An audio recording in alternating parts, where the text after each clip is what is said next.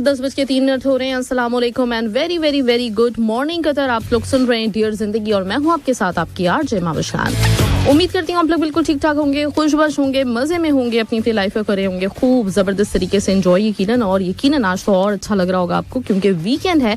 तो एक दफा आप लोगों को मैं वीकेंड की भी मुबारकबाद देना चाहूंगी। आपको हैप्पी वीकेंड। और वीकेंड की डेफिनेटली आपने कुछ ना कुछ प्लान्स किए होंगे, कुछ ना कुछ अच्छा सोचा हुआ होगा। और अगर नहीं प्लान किए हुए तो घबराने की बात नहीं, क्योंकि मैं बहुत सारी आपके लिए ड्रामा सीरियल्स लेकर आई हूँ, उनके रिव्यूज लेकर आई हूँ, उसके बारे में मैं आपको बताऊंगी। तो आज वीकेंड पे आपके लिए डेफिनेटली बड़ा अच्छा मौका होगा कि आप बैठ के वो ड्रामे जो कि पूरे हफ्ते शायद अपनी मसरूफियत की वजह से नहीं देख पाए हैं तो उनको आप देख सकेंगे और एंजॉय कर सकेंगे। तो आज भी हमेशा की तरह सबसे शुरुआत में मेरे पास होंगी आपके लिए कुछ सोशल मीडिया न्यूज, तो उनकी तरफ मैं मूव करूंगी। सबसे पहले तो मैं आपको बताती चलूं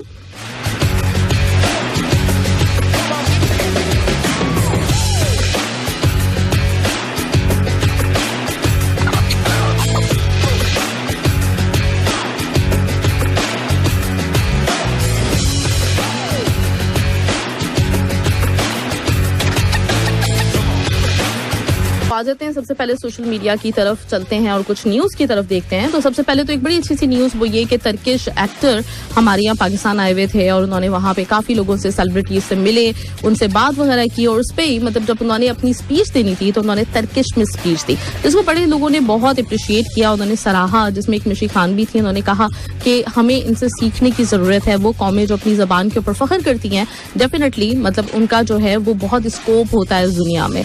तो डेफिनेटली ये वाकई सराहने वाली बात है भी कि जब भी हम कहीं पे भी बात करें तो अपनी लैंग्वेज को हमें एक अपनी एक प्राइड समझना चाहिए। हमें कभी भी इस बात पे शर्मिंदा नहीं होना चाहिए कि हम अपनी जबान में बात ना करें। तो ये खबर थी। इसके साथ ही मूव करेंगे एक दूसरी खबर की तरफ, जो कि एक बड़ी अच्छी खबर हमारे मैच के हवाले से है, जो कि अभी रिसेंटली हुआ था पाकिस्तान और श्रीलंका के दरमियान। और बहुत अच्छी तरीके से पाकिस्तान ने इस मैच को जीता और विकेटें भी बाकी रह गई थी और इसके साथ मतलब शानदार एक जीत थी, जिसकी वजह से पाकिस्तानियों के बहुत ज्यादा हौसले इस वक्त बुलंद हैं और वो ये उम्मीद कर रहे हैं कि डेफिनेटली अभी जो 14 तारीख को इंडिया पाकिस्तान के दरमियान मैच होने वाला है उसमें भी परफॉर्मेंस अच्छी ही रहेगी।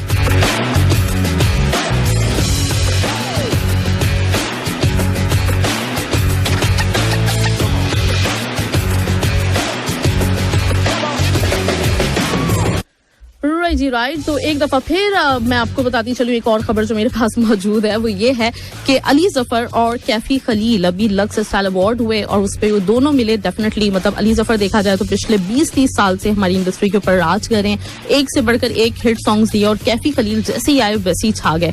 तो बड़ी जबरदस्ती इन लोगों की आपस में कन्वर्सेशन हुई और जिसको मतलब लोगों ने बड़ी एक उम्मीद भी जाहिर की है इस बात की कि डेफिनेटली आने वाले दिनों में हम इन दोनों के दरमियान एक बहुत अच्छा इश्तराक देखेंगे और इनके दरमियान कुछ अच्छा सा हमें देखने को मिलेगा। हो सकता है कि कोई गाना जैसे अभी रिसेंटली अली जफर ने किया था जिसमें वो मौजूद थे उरूज फातिमा के साथ, तो डेफिनेटली ऐसे ही कुछ हमें कैफी खलील के साथ भी नजर आने वाला है इन फ्यूचर, जिसको लेके लोग काफी सारे ज्यादा एक्साइटेड हैं।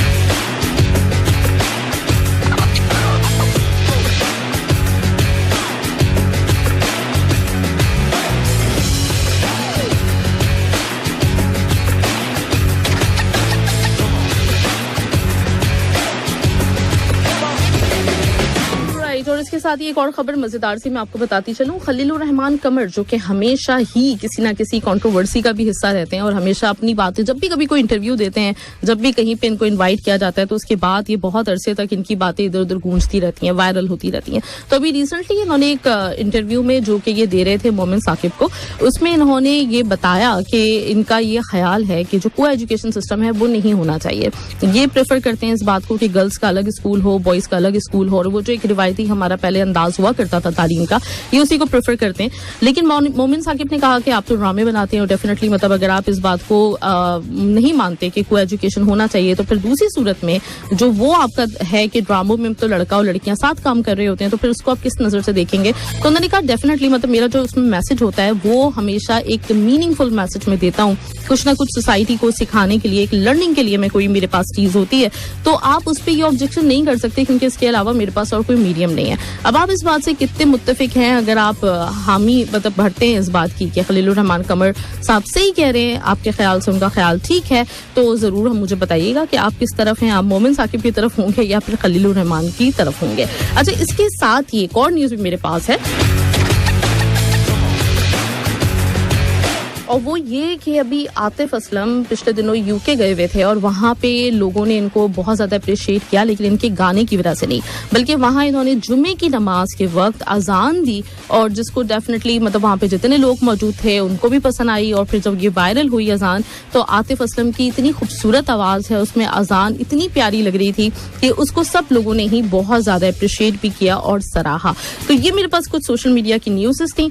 उसके साथ ही हम बढ़ेंगे आगे और मैं आपके लिए ट्रैक प्ले करूंगी। ट्रैक के बाद वापस आती हूँ तो आप मुझे कॉल भी कीजिएगा और मेरे पास मौजूद होगा पहला हमारा अच्छा सा ड्रामा रिव्यू। तो इस वक्त एंजॉय करेंगे हम आतिफ असलम की आवाज। एंजॉय कीजिए, साथ रहिए, सुनते रहिए FM 107 दिल से देसी।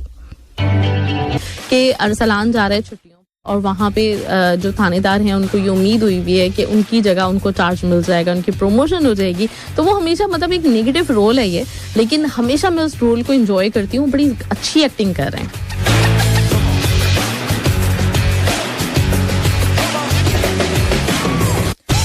राइट, तो इसके साथ फिर उसके बाद क्या होता है इस ड्रामे में, ये भी मैं आपको बता दूं। अच्छा, मीरल को काफ़ी हद तक तसल्ली इस बात से हुई कि पीरल ये नहीं करेगा कि उसकी जगह पे मतलब उसको रिप्लेस कर दे। मतलब अगर उसका कोई और बेटा पैदा हो जाता है, बेटी पैदा हो जाती है, तो उस सूरत में मीरल की वही जगह रहने वाली है। लेकिन यहाँ पे मुझे पीरल की साइकी बिल्कुल भी समझ में नहीं आई कि पीरल के दिमाग में आकर ऐसा है क्या, मतलब ताकत का कौन सा नशा है जो वो हर जगह पे अजीब तरीके से जिसका इजहार कर रहा होता है। राइट, इसके साथ ही जो सस्सी और अरसलान का सीन था वो भी काफी अच्छा एक टची सीन रहा और मुझे लग रहा था कि सस्सी को जो ना वो एक तरह का सिक्स सेंस हो गया है कि कुछ होने वाला है और कुछ ना कुछ गलत होने वाला है। अब ये गलत होगा या फिर अरसलान एक दफा फिर अपने जो जिस तरह से उसकी एक सिक्स सेंसेस उसके बड़े स्ट्रांग हैं, वो हर चीज को पहले से जो है ना अंदाजा उसको हो जाता है हर खतरे का, तो क्या पता कि वो अपने आप को सेव कर ले। और उम्मीद डेफिनेटली यही है और ऐसा हो नहीं सकता क्योंकि ड्रामा ही एएसपी अरसलान पे चल रहा है, तो डेफिनेटली एएसपी अरसलान ने तो अपने आप को बचाना ही है किसी ना किसी तरीके से। कोई ना कोई मतलब कुदरत का करिश्मा होगा और एएसपी अरसलान बच जाएंगे।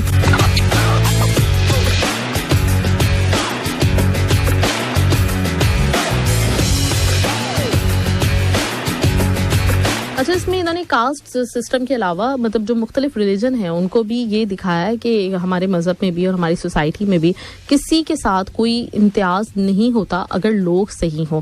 मतलब इंतखाब का हक अगर सही लोगों के हाथ में है ना, तो वो कभी भी ये नहीं करते कि नाइंसाफ़ी इस बुनियाद पे करें कि किसी का मजहब डिफरेंट है। ये मतलब ये सोच बहुत छोटी सोच होती है और बड़े कम दुनिया में लोग होते हैं।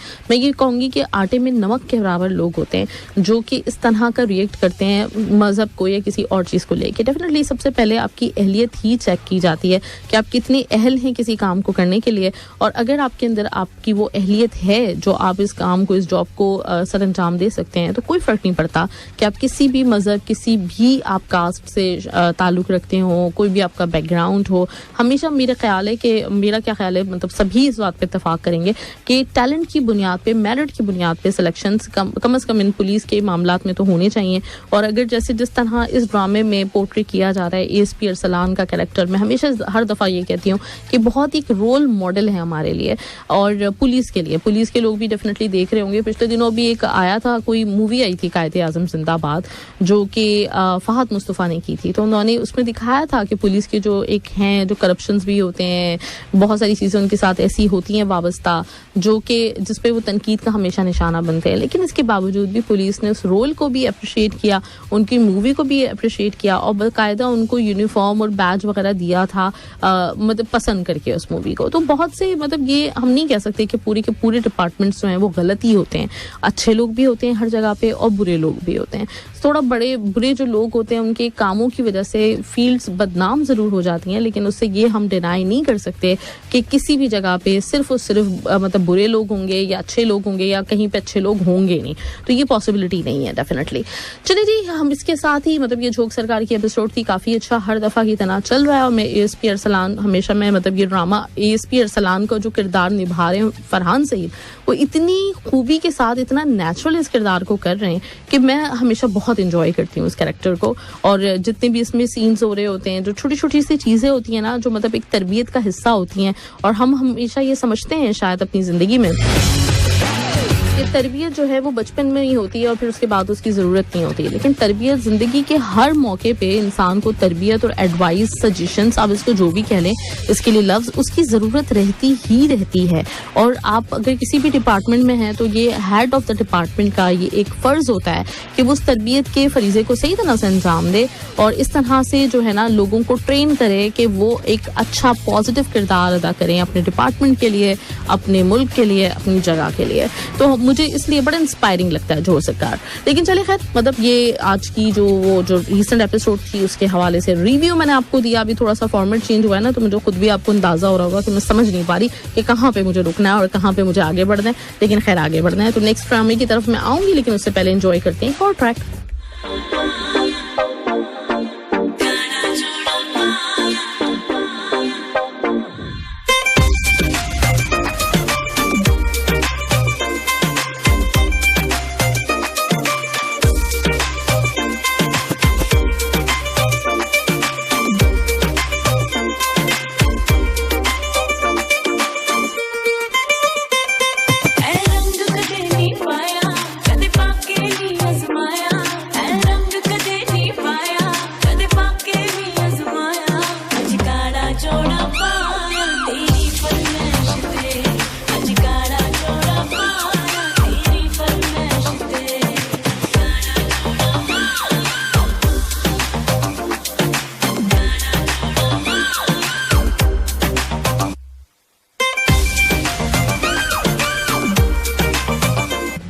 आउट ऑफ कंटेस्ट बिल्कुल ऐसी छाप लगा दी जाती है ना बेसिकली एक तन्हा के किरदार की, जो कि नहीं लगाना चाहिए क्योंकि इकरा को देखा जाए तो बहुत टैलेंटेड, बहुत वर्सटाइल है, तो डेफिनेटली उनको उस तरह के कैरेक्टर्स देने चाहिए और हर तरह के कैरेक्टर में अपने आप को प्रूव कर सकती हैं और खास तौर पे जी बदतमीजी और इस तरह। अच्छा, हमने बदतमीजी को फन का नाम दे दिया है, ये भी अच्छी बात नहीं है। इसमें तमीज और यानी अगर आप देखें अतर शाह खान उर्फ एदी, क्या उनका मजा था, अल्फनून वाले जबर, यानी हमारे पास राइटर या अगर आप उनको थोड़ा सा फॉलो कर लेना उनसे लर्निंग के लिए, उनकी आप राइटिंग स्किल्स देखें और वे ऑफ मैसेज और फुल एंटरटेनमेंट होते थे। इवन एक टाइम में ये सोना चांदी भी था। ये बड़े बड़े लिखने वाले ये जो लोग हैं, मसला फिर वही था, कहते हैं अच्छा लिखने के लिए बड़े शायर कहते हैं पढ़ना भी पड़ता है, हम पढ़ना भी नहीं चाहते, बल्कि वो कहते हैं ड्रामे बनाते हैं ना, स्क्रिप्ट भी बाज़ वक़्त लिखा नहीं होता, आप फटाफट ये बोल दें, आप फटाफट ये बोल दें, नहीं लिखा जाता है, उसको सोचा जाता है। इसमें बात लंबी होगी मेरा ख्याल है। हाँ मुझे भी यही लग रहा है। चले तो फिर मतलब जबरदस्त, मैं नेक्स्ट वीक इंशाल्लाह फिर आपसे चाहूंगी कि आप एक बात ये जो आपने मेडिकल से बताई थी उसमें मुझे रह गई कि जो सेल्फ मेडिकेशन में है, सिर्फ इसमें एक पॉइंट, जो मदर्स नर्सिंग करवा रही होती हैं और जो बच्चे अभी अडल्ट में बड़े हो रहे होते हैं, कई दवाइयां उनको बिल्कुल नहीं देनी चाहिए, ये पढ़ लेना चाहिए, ये बहुत इंपॉर्टेंट होता है क्योंकि 50+ में कई लोग कोई दवाइयां उनको आराम होता है, लेकिन वो बच्चों को बिल्कुल नहीं देनी चाहिए। सही, और इसी तरह ऐसी खवातीन भी। चले जी, बहुत बहुत शुक्रिया सुकरनैन साहब, थैंक्स अ लॉट, बहुत बहुत शुक्रिया रही जी। तो इसके साथ ही हम बढ़ेंगे एक म्यूजिकल ब्रेक की तरफ। राहुल जैन की आवाज में आप सुनेंगे आंखें भरी भरी। कुछ कह नहीं सकता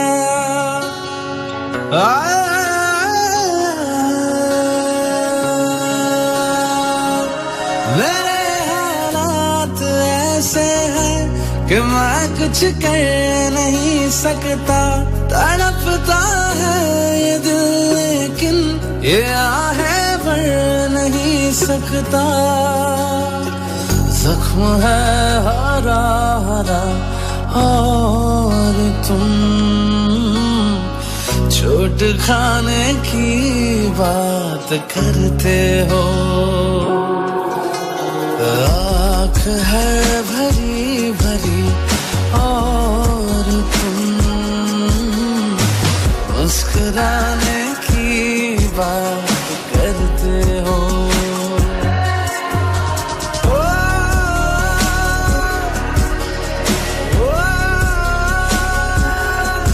जी, आंख है भरी भरी और तुम मुस्कुराने की बात करते हो। हाय मैम, ये कहते हैं strength lies in differences not in similarities, happy weekend to all friends. और ये है अमरजीत सिंह। अमरजीत के बाद गुड मॉर्निंग जी का मैसेज मुझे भेजा है किसने, ये है बलजीत सिंह।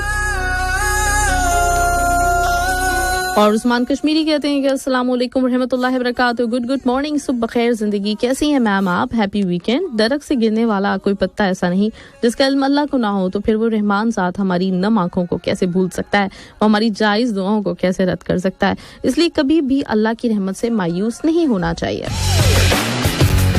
उस्मान कश्मीरी और इसके साथ ही साजन बलोच कहते हैं कि कुछ अजीब सा चेंज है। ओके, खैर, बेस्ट विशेस बाजी और अस्सलाम वालेकुम, हैप्पी वीकेंड। आप बस इतना ही, ठीक है, इतना ही। चलिए जी, इसके साथ ही मूव करते हैं कॉल की तरफ और देखते हैं कि कौन है। हेलो, अस्सलाम वालेकुम। जी हेलो, अस्सलाम वालेकुम और अस्सलाम वालेकुम। कतर सबके लिए बहुत सारी दुआएं नहीं जी, वालेकुम सलाम। दूसरा ये है कि अपना क्या कहते हैं उसको, बहुत अच्छा ड्रामा है ये जोक सरकार। तो ये तो राइटर इतना और डायरेक्टर इतना कर देता है कि बीच में कोई ना कोई एक नया चीज डाल देता है ड्रामे को लंबा करने के लिए कि एपिसोड ज्यादा हो जाएं। तो लेकिन वो उसके बावजूद भी वो बोर नहीं कर रहा कि जो चीज भी डालते हैं वो एक अच्छी होती है और एक सीखने के लिए कर रहे हैं। दूसरा ये है कि इस दफा मेरे ख्याल में काबली पुलाव नहीं आया क्रिकेट मैच, पाकिस्तान श्रीलंका के मैच की वजह से। हाँ, और मेरे ख्याल में जीवन नगर भी इस दफा नहीं होगा क्योंकि उस दिन भी मैच है उसके, मतलब वो उसकी तो बड़ी आदत हो गई है सैटरडे को। बस यही बातें है ना, क्योंकि और सैटरडे को और कोई ड्रामा ही नहीं होता है। हाँ। और इतवार को भी नहीं होता है और मंडे को जो है 4-5 हो जाते हैं। उसमें थोड़े मिक्स हो जाते हैं। तो अपना क्या कहते हैं उसका, आज जुमरात है, कल जुम्मा है, तो अपने लिए दुआएं कीजिए और आप यकीन कीजिए कि आप किसी के लिए दुआएं करेंगे ना तो अल्लाह ताला की जात आपकी अपनी भी दुआएं कबूल करेगा इंशाल्लाह। तो मुसलमानों के लिए जरूर दुआ कीजिए कि जिनके ऊपर मुश्किलें आ रही हैं उनको जरूर अपनी दुआ में याद रखिए। और दूसरा ये है कि आपके इस प्रोग्राम में पाबंदियां ज्यादा हैं, 1 घंटे का प्रोग्राम है, अगर ऐसा ही करना है तो प्लीज इसको 2 घंटे का कर दीजिए तो फिर ये सही होगा। आज तो थर्सडे है, इतना नहीं है, लेकिन जिस दिन अगर कोई टॉपिक रहेगा तो बीच बीच में गाने आ जाएंगे तो वो टॉपिक के सत्यानाश हो जाएगा। ये आप या कोई नंबर बता दीजिए जिस पर हम लोग अपनी राय दे सकें या उनको बता सकें, तो या फिर कैसा हो, क्योंकि ये आज तो खैर हाथ में है नहीं कुछ इसलिए जैसे मुझे डेफिनेटली कहा जाएगा मैं वैसे ही फॉलो करूंगी। तो कुछ देखिए, मतलब हाँ, ये तो आप लोग उनको बता सकते हैं कि जो सामीन है ये ऐसा सुनना चाह रहे हैं तो उनकी राय भी तो नजर रखा जाए ना, क्योंकि प्रोग्राम तो जो होते हैं वो के लिए होते हैं ना। ठीक है, तो बाकी जो जितने प्रोग्राम है दिन भर को चलते हैं, गाने भी चलते हैं, सब कुछ होता है। इससे 9 बजे की खबरें होती हैं, 9 बजे के बाद 1 घंटे तक गाने ही चलते रहते हैं, तो गाने लोग सुनते ही रहते हैं। लेकिन जिस दिन टॉपिक होगा वो टॉपिक का वो फिर ये आप खुद बता सकते हैं। मैं ऐसा करूंगी इंशाल्लाह कि मैं मालूम करके आपको ये बताऊंगी। जी, सबको सलाम और नेक तमन्ना, और ये आप जरूर बताइए। जी बिल्कुल, मैं मालूम करूंगी। ऐसी जगह हो जहाँ पर हम लोग प्रोग्रामों के बारे में बता सके कि इसको ऐसा करना चाहिए, ऐसा नहीं करना चाहिए। शुक्रिया, थैंक यू जी। चलिए जी, बहुत बहुत शुक्रिया, थैंक्स अ लॉट आपके कॉल का। और इसके साथ मुझे क्या करना है, मुझे एक ब्रेक तो लेना है, ब्रेक तो बनता है, मतलब ब्रेक के बगैर तो जिंदगी नहीं है, तो ब्रेक लेते हैं। कतर का सबसे ज्यादा सुना जाने वाला रेडियो स्टेशन FM 107 दिल से देसी। अरे क्या हुआ? आप पूरा दिन FM 107 सुनते हो और बच्चों के लिए कोई टाइम ही नहीं है। अपना टाइम कब आएगा? मतलब हम किड्स के लिए भी कोई स्पेशल टाइम होना चाहिए where we can talk। अच्छा कम यार, चलो कार में बैठो, अभी FM 107 लगाती हूँ। हम लेकर आए हैं 107 Kids every day from 1 PM to 1:30, जहाँ होंगी बच्चों की कहानियाँ, fun fact, kid songs, contest and much more. Hello, FM 107 ने मेरी आवाज सुन ली। ऑल द किड्स, आपका टाइम आ गया, 1 बजे से 1:30 बजे तक, Sunday to Thursday only on FM 107 दिल से देसी। आप सुन रहे हैं dear Zindagi with RJ Mahvish Khan only on FM 107 दिल से देसी। राइट, वेलकम, स्वागतम, खुश आमदेद एक दफा फिर से आप लोगों को। और इसके साथ ही मैं आपको बताना चाहूंगी एक और ड्रामा सीरियल के बारे में। ये ड्रामा सीरियल मुझे बड़ा अच्छा लगा और मतलब चेंज है जो एक हमेशा से ग्रीन एंटरटेनमेंट की एक चल रही है ना अभी तक रिवायत, उसके मुताबिक और एक और ड्रामा जिसका मैंने जिक्र किया था आपसे लास्ट वीक, फातिमा फैंग। और फातिमा फैंग शुरू हो गया है, इसकी 2 किस्तें आ गई हैं, 2 मैंने देखी और मुझे अच्छा लगा। अच्छा इसलिए लगा क्योंकि ग्रीन एंटरटेनमेंट का जो एक कॉन्सेप्ट है, अब मुझे लगता है कि शायद बहुत सारे लोग इससे एग्री नहीं कर रहे। अभी मैंने आज ही आते हुए थोड़ा सा मैं देखती हूँ कि दूसरी जगहों पे क्या रिव्यूज हैं, जरा मतलब दूसरों की भी जरा एक सोच को खंगाला जाए। तो एक रिव्यू देखा मैंने जो हर वीक उनका रिव्यू आता है, तो उसमें जो वो लोग बात कर रहे थे मैं बड़ा सरप्राइज हुई, शॉक भी हुई कि नीम और नोरोज लोगों को पसंद ही नहीं आ रहा। मतलब लोग ये कह रहे हैं कि क्या नसीहतें हो रही हैं, कितनी मतलब हर चीज़ पे लेक्चर्स हैं, जबकि मुझे फिर मतलब थोड़ा अजीब सा लग रहा था कि शायद मतलब मेरा कुछ दिमागी मसला है कि मुझे बहुत अच्छे लग रहे हैं वो ड्रामे। लेकिन बहुत सारे लोग मतलब देखिए वही डिफरेंस ऑफ ओपिनियन जो होता है ना वो हर जगह होता है। मतलब जो चीज़ आपको बहुत अच्छी लग रही है वो किसी दूसरे को बिल्कुल ही अच्छी नहीं लग रही होती। तो इस तरह के ग्रीन एंटरटेनमेंट को इस वक्त मतलब ठीक ठाक किस्म की सुनने को मिल रही होगी, जो मुझे अंदाज़ा हो रहा है। हमारे यहाँ ज़्यादातर जो लोग हैं ना वो वही हैं जो कि मतलब इंटरटेनमेंट बेस्ड चीज़ें देखना चाहते हैं और जिनको नसीहतें, जिनको जो है ना इस तरह की चीज़ें अच्छी नहीं लगती कहीं पर भी हो रही हो, चाहे वो रेडियो पे हो रही हो चाहे वो टीवी पे हो रही हो, लेकिन लोग उस चीज़ को ज़्यादा मतलब जो है ना बर्दाश्त नहीं कर पा रहे होते। खैर जी, तो फातिमा फैंग मुझे अच्छा लगा, मतलब तो मैं इसके बारे में बात करूँगी। इसमें बेसिकली दिखाया ये है कि एक चाइनीज़ बंदी है जो पाकिस्तान में रही हमेशा, उसके फादर यहाँ पे बिजनेस किया करते थे, उनके साथ वो यहाँ पे रही। अच्छा बचपन तो अच्छे से गुजर गया, लेकिन फिर हुआ उसकी जिंदगी में एक हादसा। वो हादसा ये हुआ कि कोई एक अटैक वगैरह था जिसमें उसके फादर की डेथ हो गई। मतलब ये एक बम धमाका था या कुछ इस तरह का था, अभी वो क्लियरली नहीं बताया है उस चीज़ को, लेकिन उसकी वजह से उसके फादर की डेथ हो जाती है। तो वो अब मुतनफ़िर हो जाती है उस सोसाइटी से जहाँ पे वो रह रही है, मतलब पाकिस्तान से, और पाकिस्तान से ज़्यादा रिलीजन से। तो मुनाफिकत तो इस तरह की चीज़ों को वो हाईलाइट कर रही है। तो जिस ऑफिस में वो काम करती है ना, वहाँ पे एक साहब हैं जो कि हमेशा जब भी वो इस तरह की बात करती है कि तुम लोग कहते कुछ हो करते कुछ हो, तो एक बंदा अच्छा है, मतलब उसमें वो हमेशा उसको सही तरह से गाइड करता है, कहता है तुम इन बातों के बारे में ना सोचा करो और इन चीज़ों को छोड़ दो, तुम्हें समझ में नहीं आएंगी, तुम अपने अंदर नफरत भरती रहोगी, ये होगा वो होगा। और लोग बुरे नहीं, मतलब कोई रिलीजन या आप किसी मुल्क को बुरा नहीं कह सकते, अच्छे बुरे लोग हर माशरे में होते हैं, जो कि फैक्ट्स हैं। मतलब होता ये है ना कि हमारे यहाँ कुछ एक टैग लगा दिया जाता है, हमारी यहाँ एक चीज़ बन जाती है कि ये जो फला तबका है वो है ही बुरा, जबकि आप किसी और सोसाइटी में जाएं तो उनकी भी कोई अच्छाइयाँ होंगी, कुछ बुराइयाँ होंगी। लेकिन चूंकि हम आदी हो गए ना इस चीज़ के कि हमने मतलब जो है ना एक अभी एक बेचारा थोड़े सब कमज़ोर लोग चल रहे हैं, तो इन कमज़ोर लोगों को जो चाहे बोल दो, तो उस नेचर का शिकार होके या उस एक तबीयत का शिकार होके उस वक्त पूरी दुनिया को मौका मिल जाता है कि आप एक टैग लगा दें। तो इसमें बेसिकली ये दिखाया है, अभी काफ़ी बरकश्ता है, काफ़ी जो है वो तंग आई हुई है सोसाइटी के लोगों से, उसको वो बहुत सारी अच्छी चीज़ें भी हो रही हैं। नेबरहुड में उसकी बड़ी एक अच्छी खातून रहती हैं जो कि उसके लिए खाने बना के लेकर आ रही है, लेकिन वो उनसे भी बेजार है। ऑफिस में बहुत सारे अच्छे लोग हैं जो उसके लिए बहुत कुछ कर रहे हैं, लेकिन वो उनसे भी बेजार है। तो एक वक्त होता है इंसान का, एक फेज होता है बेसिकली इंसान का, जब वो इतनी नेगेटिविटी अपने अंदर भर लेता है कि उसको जो पॉजिटिव चीज़ें हैं बाहर वो नज़र नहीं आ रही होती हैं। उस वक्त फातिमा फैंग उसी कैफियत से गुजर रही है। तो खैर ये सिलसिला है, मुझे अच्छा लगा ड्रामा और मुझे लग रहा है कि आगे जाके ये बड़ा अच्छा चलेगा। अच्छा एक कॉल मेरे पास आ रही है, मैं भाई साहब से रिक्वेस्ट करूंगी कि एक ड्रामा रिव्यू के बाद लाजमी है कि मैं ब्रेक लूं, तो इसलिए आप थोड़ा सा रुक के मुझे प्लीज कॉल कर लीजिए, ठीक है। इस वक्त मैं बढ़ूंगी एक ट्रैक की तरफ, एंजॉय कीजिए ये ट्रैक और फातिमा फैंग देखिएगा, अ मस्ट वॉच।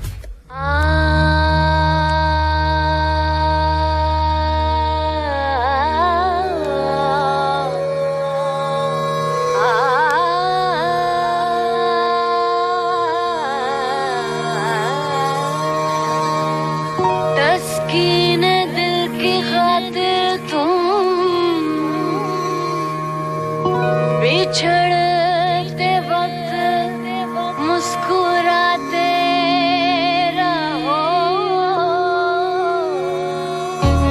वो जाने वाले दूर जाते हुए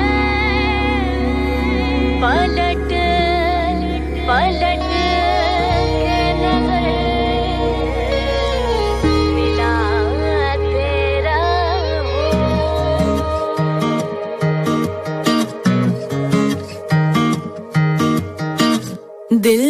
गलती कर बैठा है, गलती कर बैठा है दिल।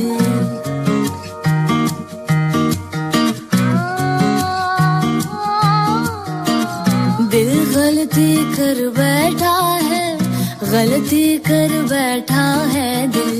दिल गलती कर बैठा है, गलती कर बैठा है दिल। दिल गलती कर बैठा, तू बोल कफारा क्या होगा। मेरे दिल की दिल से तौबा, दिल से तौबा मेरे दिल की। मेरे दिल की दिल से तौबा, दिल से तौबा मेरे दिल की। दिल की तौबा है दिल, अब प्यार दोबारा ना होगा। तू बोल कफारा, कफारा बोल कफारा। तू बोल कफारा, कफारा बोल कफारा, कफारा बोल ओ यारा बोल कफारा क्या होगा।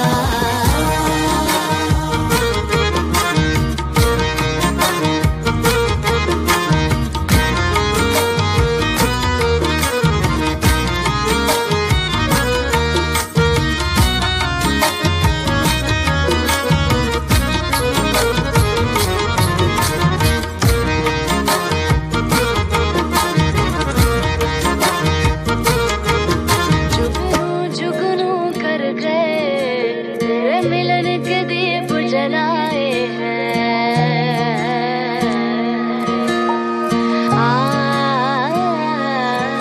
हमने जुगनू जुगनू करके तेरे मिलन के दीप जलाए हैं, अखियों में मोती भर भर के।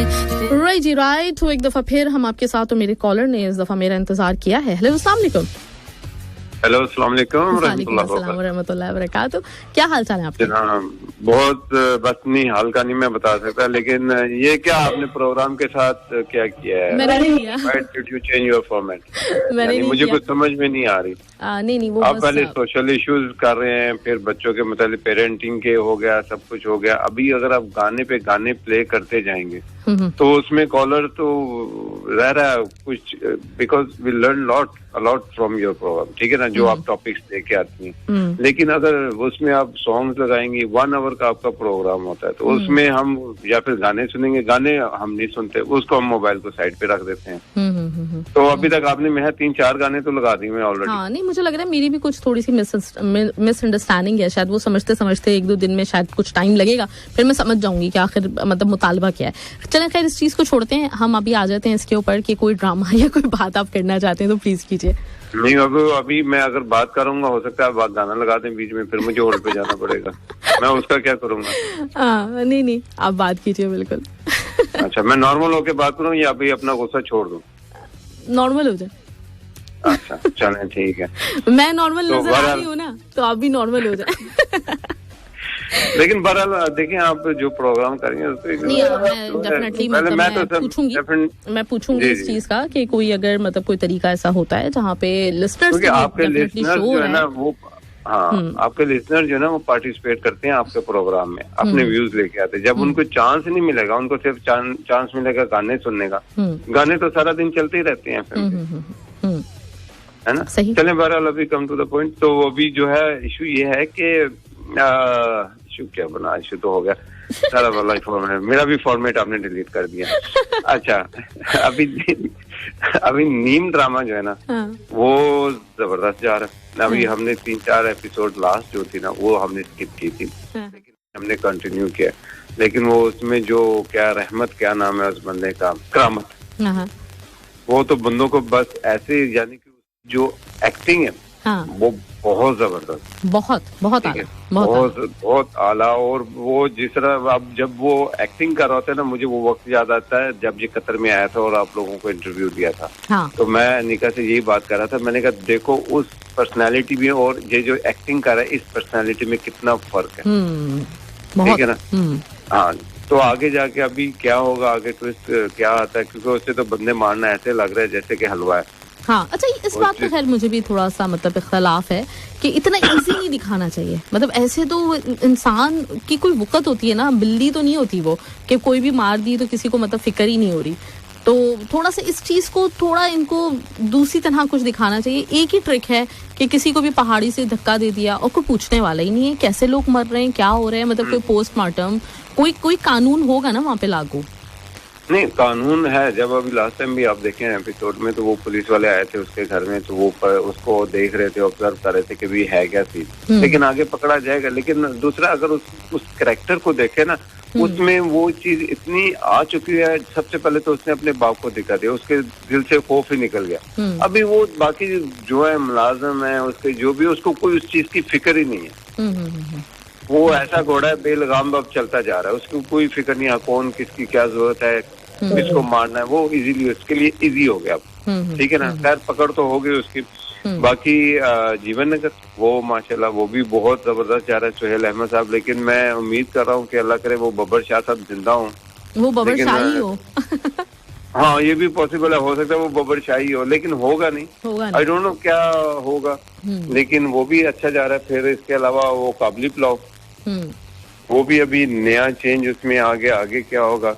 तो बस ये कुछ थे मेरे पास व्यू, लेकिन जो मेरा पर्पस है कि प्लीज फॉर्मेट अपना चेंज ना करे, जो मैं कहना चाह रहा था. ड्रामा पे तो बात होती रहती है. जी इंशाल्लाह मैं मालूम करती हूँ. मेरी भी एक मतलब एक अपना एक स्टाइल है, वो मेरे लिए ब्रेक करना इतने सालों के बाद यकीनन मुश्किल है. देखिए आपके जो है ना रेगुलर लिसनर्स हैं, वो आपको सुनते हैं, पार्टिसिपेट करते हैं, अपने आइडियाज शेयर करते हैं, वो कुछ ना कुछ लर्न करते हैं, हमें कुछ सीखने को मिलता है. अब बीच में जब एक चीज फ्लो में चल रही हो ना और बीच में जगह जगह स्टॉप आए ना, तो बंदा कहता है नहीं यार मुझे ट्रांजिट फ्लाइट नहीं चाहिए, मुझे डायरेक्ट अपने लैंड उधर ही लैंड करना है जहाँ मैंने जाना है. तो वो फिर मजा नहीं आता उस चीज का. अभी प्रोग्राम अगर आगे नेक्स्ट वीक में क्या होने वाला है आई डोंट नो क्या फॉर्मेट आपका होता है, लेकिन अगर ऐसा रहा तो वो फिर मुझे लगता है कि फिर हो सकता है कभी हम फोन पे बात हुआ करें, क्योंकि अगर गाने सुनाने हैं तो गाने हम लोग सुनते नहीं है. सही नहीं, इंशाल्लाह कुछ हम निकालते हैं. अच्छी उम्मीद रखनी चाहिए हमेशा. नहीं, उम्मीद तो अच्छी है इंशाल्लाह. एफएम से बहुत कुछ सीखा है इंशाल्लाह, अच्छी उम्मीद है इंशाल्लाह. चलिए बहुत बहुत शुक्रिया वसीम साहब, थैंक यू. अपना ख्याल रखिएगा.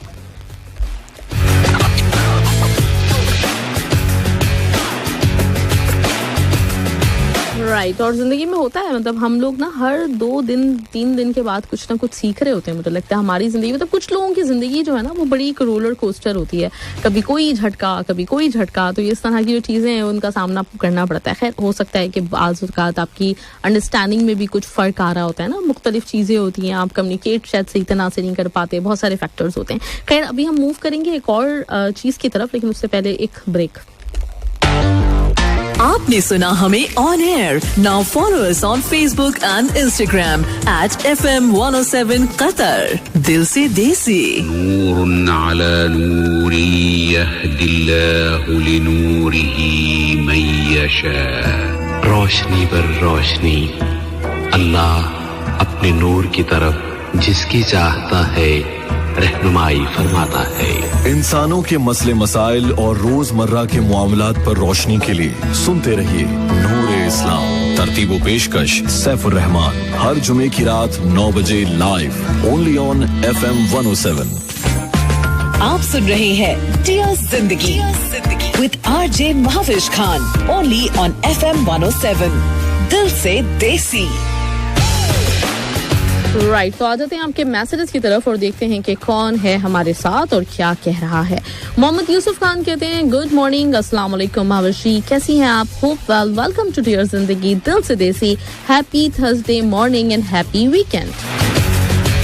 दो हवाले सुरजीत कहते हैं सलाम Arjun Mahvish Khan ma'am, very nice your show ma'am. Yesterday आपके शो में बहुत जबरदस्त टॉपिक था, मैंने आपका पूरा शो सुना बट SMS नहीं कर पाया. Happy weekend to all. Mubeen Bukhari कहते हैं अस्सलाम वालेकुम रहमतुल्लाहि व बरकातहू. आपको तमाम लिस्टर्स को सलाम. सुनता हूँ टॉपिक, हाँ ड्रामा बिल्कुल देखता भी हूँ. मुबीन बुखारी. और नहीं आज नौरोज का दिन है तो हम बिल्कुल जो है इंतजार कर रहे हैं उसका, राइट जी। और इसके साथ ही जी मेरे पास है अमजद इकबाल साहब का मैसेज और ये कहते हैं कि अस्सलाम वालेकुम कतर, बहुत सारी दुआएं आप सब लोगों के लिए, जो लोग भी सुन रहे हैं दुआएं करें अपने लिए, अपने मुल्क के लिए, मुसलमानों के लिए, हर जगह आप दुआओं में याद रखें। बिल्कुल जी, मैं भी यही कहूँगी कि फ़लस्तीनी अवाम और साथ साथ अफगानिस्तान में भी ज़लज़ला है, तो सबको ज़रूर अपनी दुआओं में याद रखिएगा कल जुमे के रोज़। गुड मॉर्निंग, अस्सलाम वालेकुम, हैप्पी वीकेंड मैम, कैसी हो आप? अल्हम्दुलिल्लाह मैं बिल्कुल ठीक ठाक हूँ। और ये मैसेज है मेरे पास रुद्रा का और इनका ताल्लुक है नेपाल से। आफ्ताब कहते हैं अस्सलाम वालेकुम and good morning beautiful superstar, happy weekend, miss you all friends 107 FM के। कैसे हैं आप सब लोग? अल्हम्दुलिल्लाह हम तो बिल्कुल ठीक हैं, आप बताएं कैसे? शहजादा सलीम कहते हैं अस्सलाम वालेकुम, हैप्पी वीकेंड, क्या हाल है आपके? हम हैं आपके साथ FM 107। और मुमताज़ अहमद ने कहा अस्सलाम वालेकुम महाविश खान मैम, कैसी है मेरी प्यारी बहन? Good morning. और मुमताज़ अहमद ने गुड मॉर्निंग कहा है। कोई गाना मुझे सुनने को नहीं, मुझे नहीं कहा था, पहले कहा था, ठीक है। अफरीदी कहते हैं कि the mother of all games होने वाला है बिटवीन ये पाकिस्तान एंड इंडिया, और सब इंडियन पाकिस्तानियों से रिक्वेस्ट है कि मैच को एंजॉय करें। एंड ऑफ द डे कोई जीतेगा कोई हारेगा, लेकिन बस प्लीज बुरी बातें ना निकालें मुंह से एक दूसरे को और प्लेयर्स को भी। It's not war, it's just a game, बिल्कुल। और ये होके सही राइट। और इसके साथ ही कुछ चेंज मत करना मैम, सॉन्ग होने क्या चेंज मत करना, सॉन्ग नहीं होने चाहिए, मुझे नहीं समझ में आ रही, आप दोबारा मुझे बताइएगा कि क्या कह रहे हैं। और अस्सलाम वालेकुम, और आपने कहा है कि could you please play Kabuli Pulao title song, I will be thankful for you. और ये है जमाल, बिल्कुल मैं कोशिश करती हूँ कि आपके लिए ट्रैक प्ले कर सकूँ।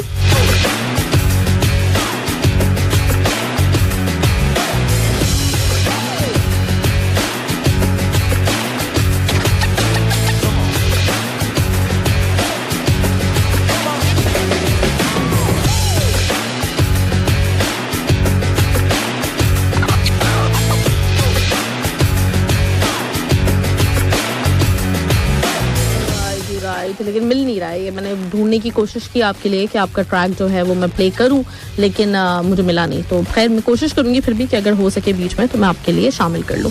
अच्छा जी, आ जाते हैं सज्जल अली की। अभी एक उन्होंने स्टोरी बनाई थी लक्स स्टाइल अवार्ड के बाद, जिसमें उन्होंने थोड़ा क्रिटिसाइज किया अवार्ड फंक्शन को। उन्होंने कहा कि मुझे नहीं पता कि ये जो लोग अवार्ड फंक्शंस में बैठे होते हैं, जो ज्यूरी का हिस्सा होते हैं, जो नॉमिनेट करते हैं विनर्स वगैरह, जो अनाउंस करते हैं, तो उन लोगों ने हमारे शोज, हमारे जो ड्रामे हैं वो देखे भी होते हैं। तो ये जो है ना सज्जल का सवाल था। मैं काफी हद तक वैसे सज्जल से मुत्तफिक हूँ इस मामले में, क्योंकि अमूमन जो लोग इस तरह के फैसले ले रहे होते हैं ना, उनको इल्म कुछ नहीं होता भाई, मतलब वो सुनी सुनाई इधर उधर की बातों पे या फिर फेवरेटिज्म पे मामला चल रहा होता है। तो अच्छा, उनका इशारा मेरा ख्याल है यमुना जैदी की तरफ था। यमुना जैदी मुझे बहुत पसंद है, नो डाउट, बहुत अच्छा काम करती है, लेकिन यमुना जैदी को इस दफा जिस ड्रामे के लिए अवार्ड मिला है वो बख्तावर था। और बख्तावर मेरा ख्याल है जो पिछले 5-6 महीने का जो एक वो पूरा पीरियड था ना, उसका मोस्ट बोरिंग ड्रामा था। मतलब नो डाउट उन्होंने अपने तौर पे बहुत अच्छी एक्टिंग की, सब कुछ है, एक्टिंग भी वैसे बहुत अच्छी तो नहीं की, मतलब जो आपस की बात है, बस ठीक था, सो था, कोई बहुत खास नहीं था। लेकिन उस पे जो है अवार्ड किसी तरह से भी नहीं बनता था, क्योंकि वो ड्रामा शुरू हुआ था, उससे एक्सपेक्टेशंस तो बहुत ज्यादा थी।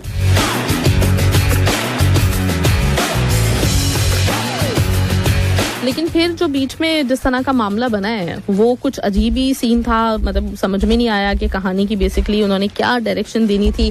शुरू में जो मेरी एक्सपेक्टेशंस थी वो ये थी कि शायद मतलब इसमें ये दिखाया जाएगा कि आपकी ज़िंदगी में कितनी स्ट्रगल्स होती हैं और अगर आप उन स्ट्रगल से पढ़ाई के ज़रिए अगर निकलना चाहें तो निकल जाते हैं। लेकिन फिर वो बीच में दूसरा ट्रैक चल पड़ा, लव ट्रैक आ गया, और उसके बाद फिर जब वो वापस मतलब अपनी डिग्री तो वो कंप्लीट कर लेती है, लेकिन इसके बावजूद भी समझ में आई नहीं बात कि राइटर के जहन में ख्याल था क्या, मतलब वो क्या चाह रहे थे, किस चीज़ के ऊपर उन्होंने ड्रामा बनाया था। तो मैं भी पूरा इत्तेफाक करूंगी सज्जल से कि एक तरह से सज्जल की बात गलत नहीं है, उस चीज़ इसको दूसरे काफ़ी लोगों ने इस तरह से भी लिया कि मतलब शायद सज्जल जेलसी की वजह से कहनी है यमुना जैदी के, या कुछ और कोई मसला हो गया, जब नॉमिनेट हुई थी उस वक्त क्यों नहीं कहा था. नॉमिनेशन में तो बहुत सारे लोग होते हैं ना, तो जाहिर सी बात है नॉमिनेशन के वक्त आप ये अंदाज़ा नहीं लगा सकते कि बाद में फैसला क्या होने वाला है. तो नॉमिनेशन में और जो लोग होंगे हो सकता है कि वो बेहतर हो, डिजर्व करते हो, इसलिए सज्जल ने उस वक्त कुछ ना कहा. लेकिन जो फैसला आया है वो वाकई मतलब डिसअपॉइंटिंग था. इवन और भी जितने भी मैं अवार्ड्स देखूं इस दफ़ा जो मिले हैं, फिरोज खान मैंने टच बटन थी क्या थी वो मैंने नहीं देखी है, तो इसलिए मैं कह नहीं सकती, लेकिन उस पर भी लोगों का यही कहना है, तो किसी हद तक तो सही कह रहे होंगे डेफिनेटली कि नहीं वो समझ में आया लोगों को कि उनको भी क्यों अवार्ड दिया गया है. तो वो भी है. फिर उसके साथ और भी कुछ कैटेगरीज थी जिसमें शायद जिन लोगों का हक बनता था उन लोगों को उस तरह से वो नहीं दिया गया अवार्ड. तो मैं एग्री करती हूँ इस पर. लक्स स्टाइल अवार्ड को लेके वैसे भी काफ़ी ज़्यादा बातें होती रहीं, क्योंकि उसमें जो ड्रेसिंग और जिस तरह का कल्चर जो जिस तरह दिखाया गया वो हमारा कल्चर नहीं है. हम उस तरह के कल्चर को मतलब रिप्रेजेंट अगर आप कर रहे हैं तो कुछ तो उसमें झलक अपनी होनी चाहिए, अपने मुल्क की होनी चाहिए. तो उसको लेके भी लोगों ने काफ़ी बातें बनाई. लेकिन ये हर दफ़ा होता है, हर दफ़ा उसी तरीके से लोग ज़ौक़ शौक़ के साथ उम्मीद लगा के बैठे हुए होते हैं और देखते हैं, जबकि होना यही है. मतलब अगली दफ़ा इससे ज़्यादा वर्स्ट होगा, इससे आप बहुत ज़्यादा उम्मीदें ना ही वाबस्ता करें तो बेहतर है. खैर ये जी हो गया. और इसके साथ ही आज मुझे समझ में चूंकि नहीं आ रहा है कि मैं कहाँ बात करूँ, कहाँ रुकूँ, तो मेरा ख्याल है इंशाल्लाह ताला मिलते हैं आपसे सैटरडे वाले रोज़ स्टार स्ट्रक में इस दफ़ा होंगे बॉलीवुड सिंगर ईशान खान. तो आप उनका इंटरव्यू सुनिएगा, डेफिनेटली पसंद आएगा आपको. और इसके साथ ही डियर जिंदगी में इतवार के रोज़ इंशाल्लाह ताला नॉर्मल हालात के साथ मुलाकात होगी आपसे. तो अपना बहुत बहुत ख्याल रखिएगा. मेरी तरफ से अल्लाह हाफिज़, bye bye and happy weekend.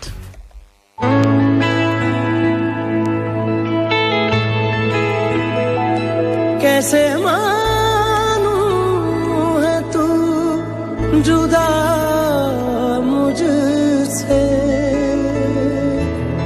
सोच कर दिल निढाल होता है.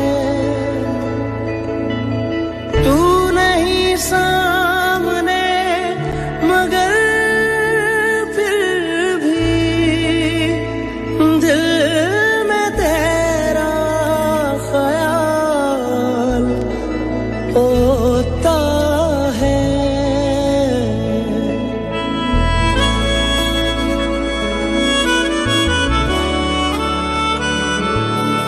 तेरी एक अदा के नाम किया सब ऐ वफा के नाम किया, सब ऐ वफा के नाम किया. आँखों के दर पे बैठे हैं कुछ यार पुराने और एक तुम, दिल से होकर गुजरे मेरे वो बीते जमाने और एक तुम. तेरी एक अदा के नाम किया सब ऐ वफा के नाम किया, सब ऐ वफा के नाम किया.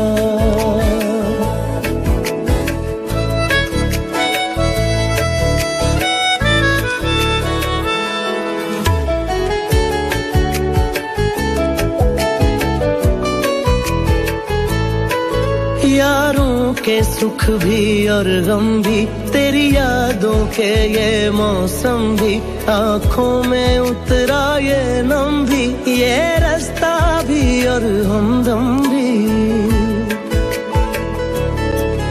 तू लगता है प्यारा इतना इस मेरे दिल में है जितना, तेरी एक अदा के नाम किया सब ऐ वफा के नाम किया, सब ऐ वफा के नाम किया.